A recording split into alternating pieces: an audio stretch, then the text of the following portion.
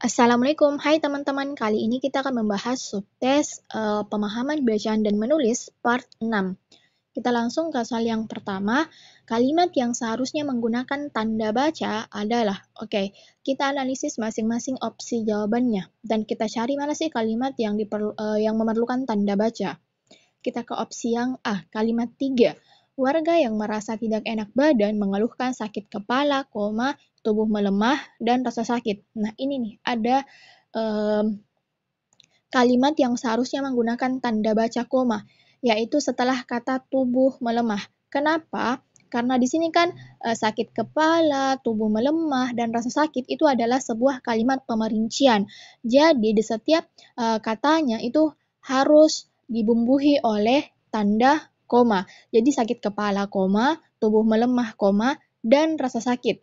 Jadi seperti itu, karena ini merupakan kalimat pemerincian. Berarti kalimat yang seharusnya menggunakan tanda baca adalah kalimat 3, opsi yang A.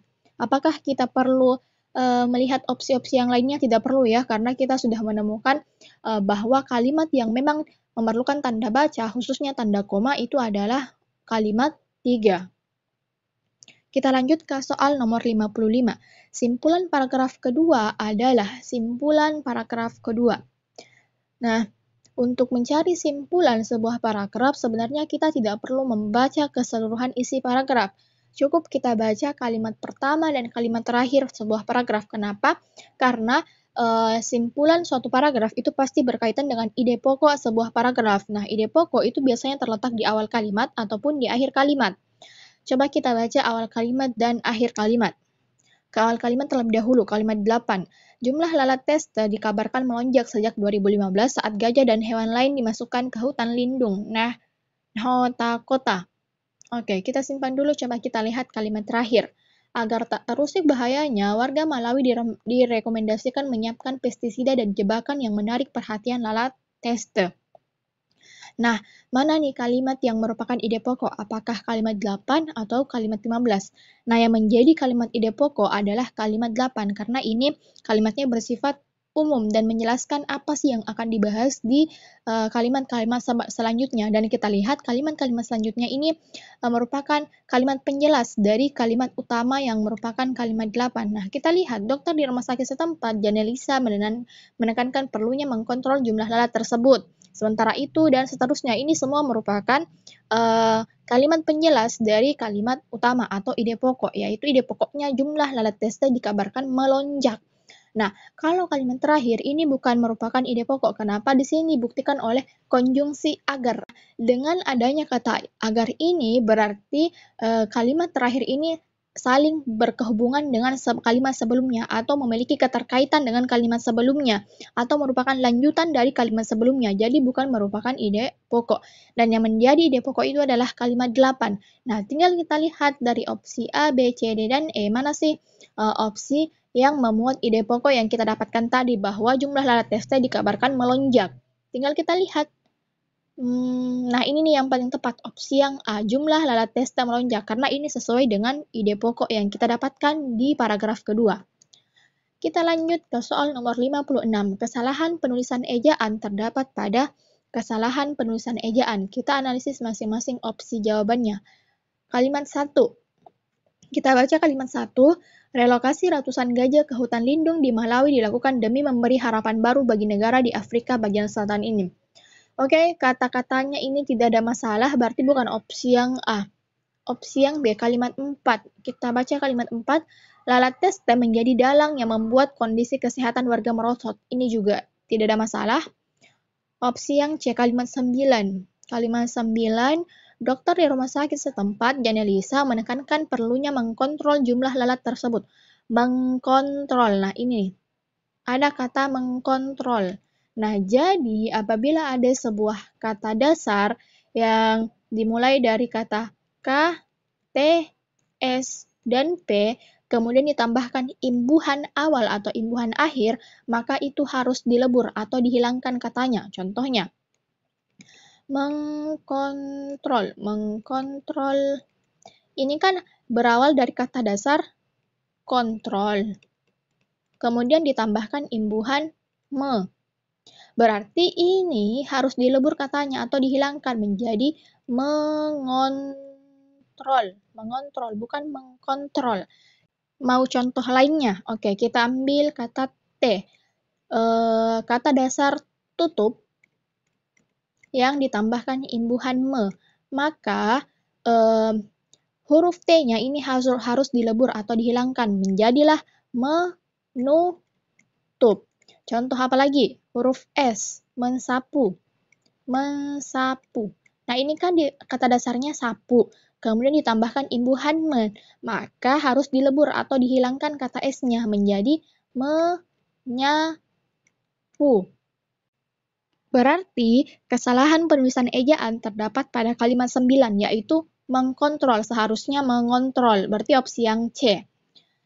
Kita lanjut ke soal nomor 57. Di bawah ini merupakan antonim dari kata yang dicetak miring pada kalimat 1 kecuali. Oke, antonim.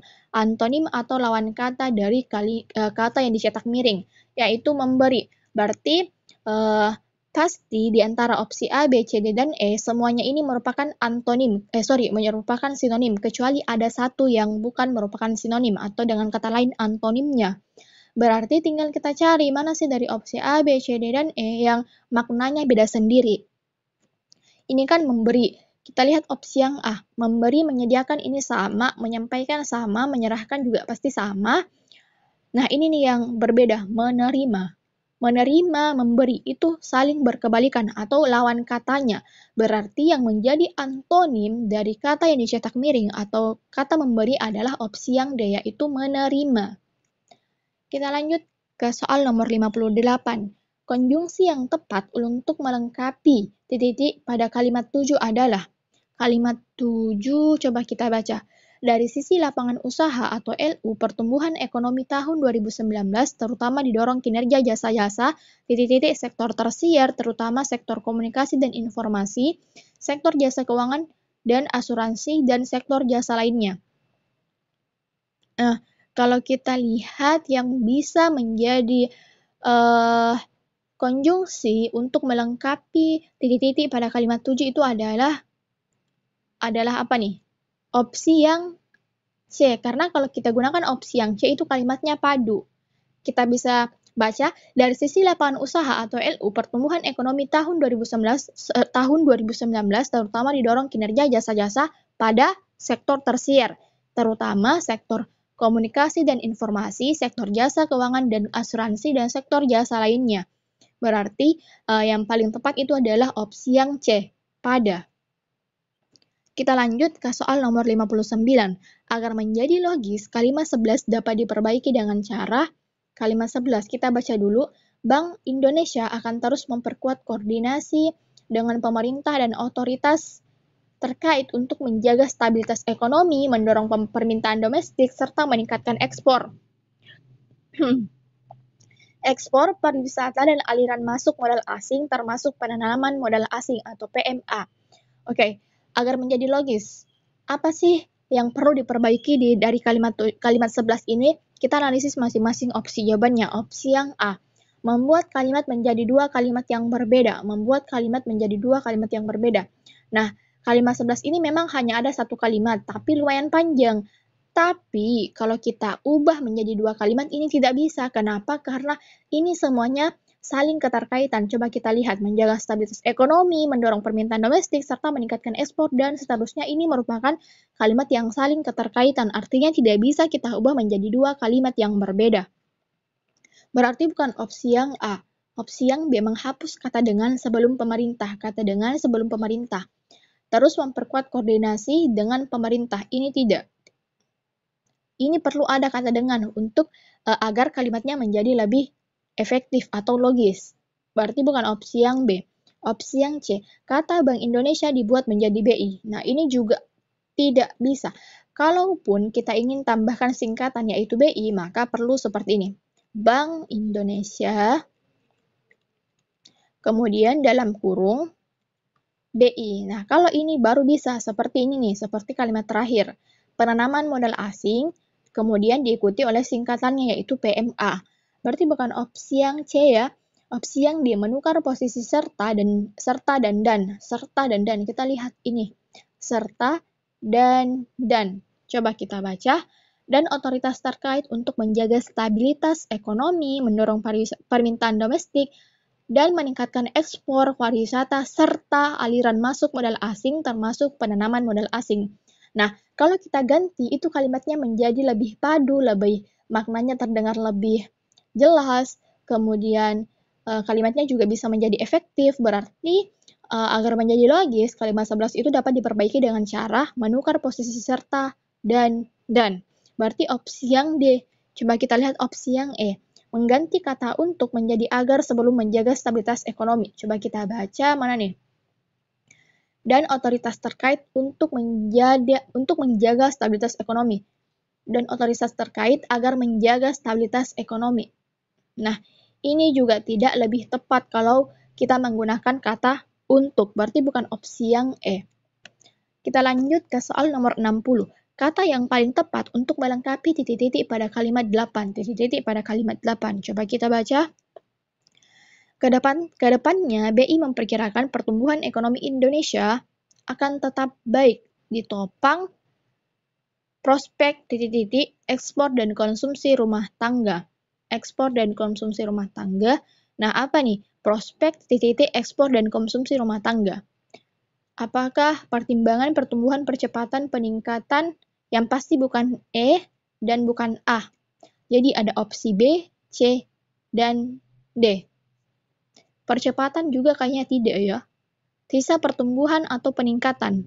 Karena kalau kita lihat di sini pertumbuhan.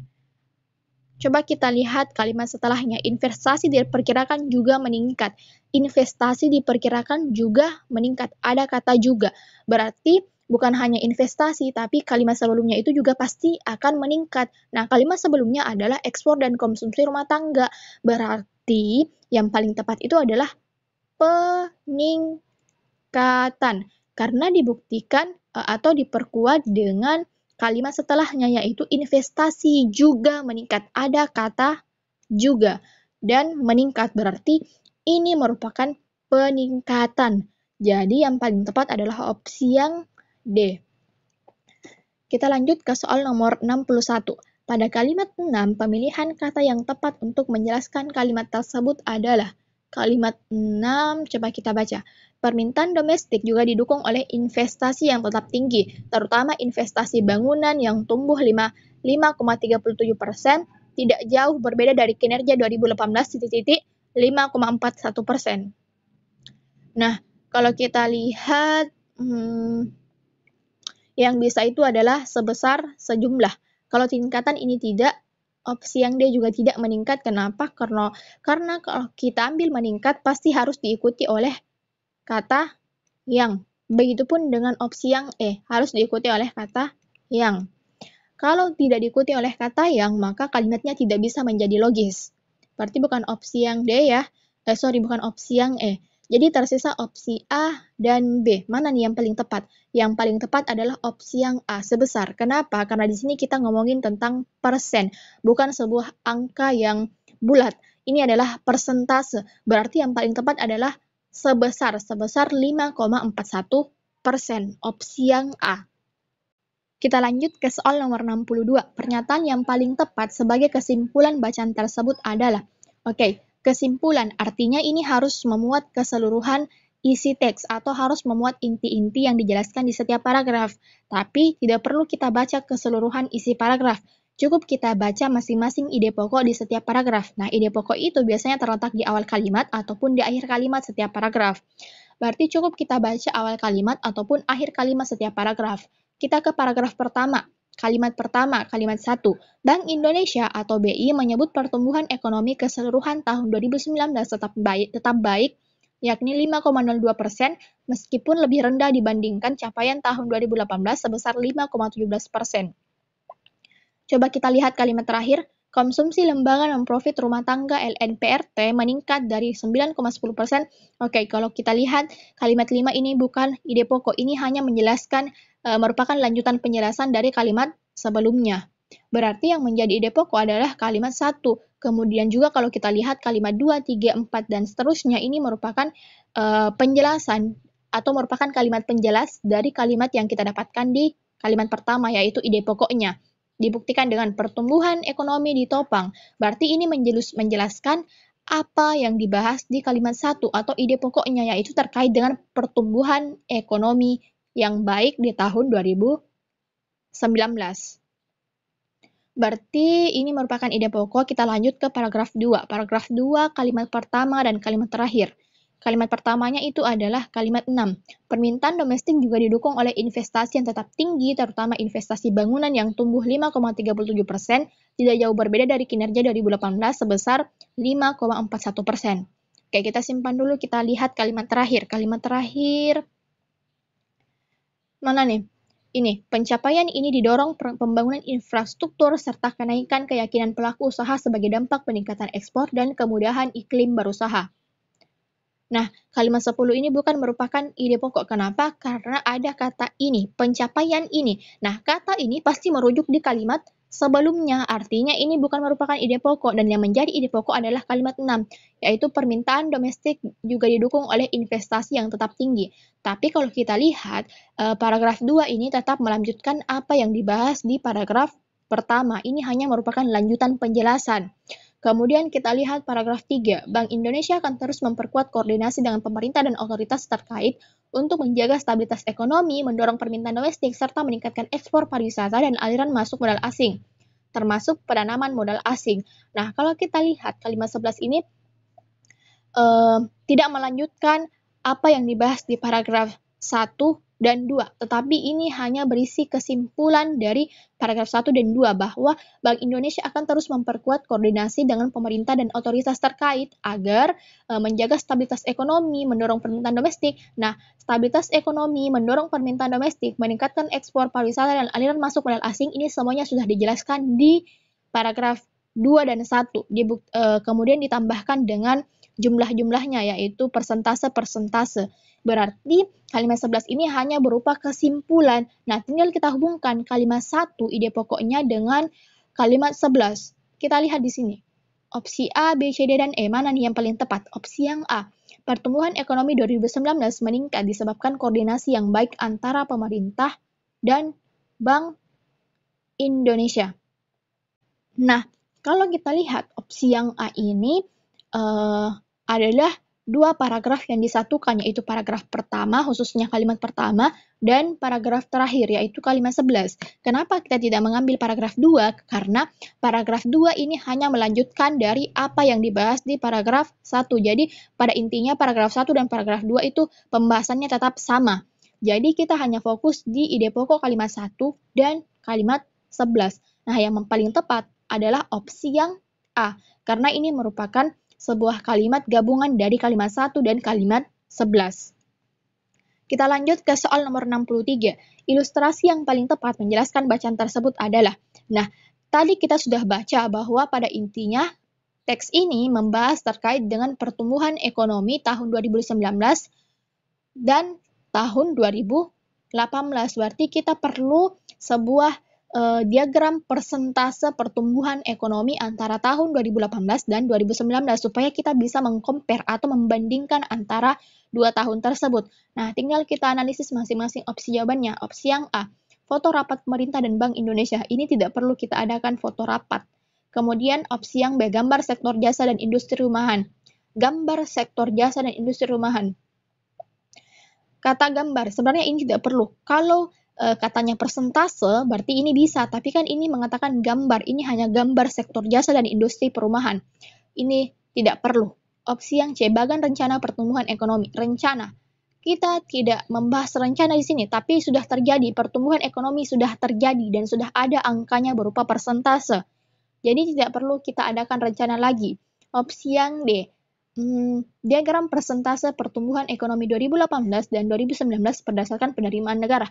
Nah, ini nih yang paling tepat, yang paling sesuai dengan isi teks. Karena teks ini kan pada intinya membahas terkait dengan pertumbuhan ekonomi keseluruhan antara tahun 2019 dan tahun 2018. Berarti yang paling tepat adalah opsi yang D. Kita lihat opsi yang E, kurva peningkatan domestik tahun 2018 dan 2019. Kurva peningkatan domestik. Nah, ini tidak perlu. Kenapa? Memang sih ada di kalimat 6, yaitu permintaan domestik juga didukung oleh investasi yang tetap tinggi. Tapi pada intinya, kalau kita ambil kurva peningkatan domestik artinya ini hanya sebagian kecil dari apa yang dibahas dalam teks, karena dalam teks itu bukan hanya permintaan domestik tapi juga ada investasi, ekspor impor, kemudian apalagi ya, konsumsi rumah tangga, inflasi dan lain-lain sebagainya. Jadi agaknya tidak etis kalau kita hanya mengambil kurva peningkatan domestik. Seharusnya kita juga mengambil konsumsi rumah tangga, kemudian konsumsi lembaga non profit rumah tangga, kemudian apalagi nih, investasi, ekspor, dan lain sebagainya. Jadi bukan hanya peningkatan domestik. Opsi yang E salah atau kurang tepat. Nah, jadi yang paling tepat itu adalah opsi yang D, karena ini menjelaskan keseluruhan apa yang dibahas dalam teks. Nah, ini merupakan soal terakhir dari pemahaman bacaan dan menulis part 6. Jadi untuk soal-soal pemahaman bacaan dan menulis part 6 ini cukup sampai sini dulu dan sampai jumpa di pembahasan soal-soal selanjutnya.